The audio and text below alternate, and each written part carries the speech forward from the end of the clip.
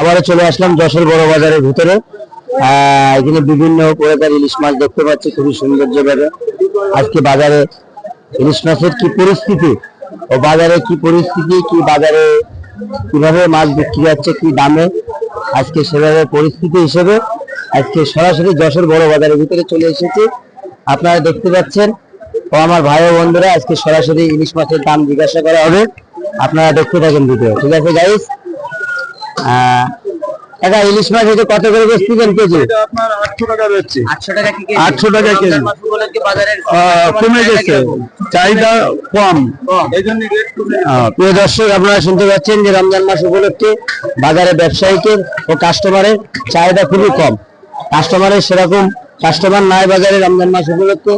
সবাই ঈদের মার্কেট করতে ব্যস্ত, তো এই জন্য ইলিশ মাছ আর কেউ হাতে যাচ্ছে না। যা আসছে 2 জন 4 জন বিক্রি হচ্ছে।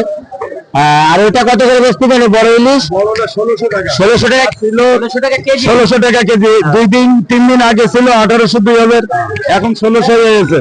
প্রিয় দর্শক, আপনারা শুনতে পারলেন 1800 টাকা 1900 টাকা কেজি বিক্রি হয়েছে, এখন 1600 টাকা কেজি চলে আসছে। আমরা সরাসরি চলে আসলাম যশোর বড় মাছ বাজার। আরো বিভিন্ন জায়গা আমরা ঘুরে ঘুরে আপনারা দেখানোর চেষ্টা করবো।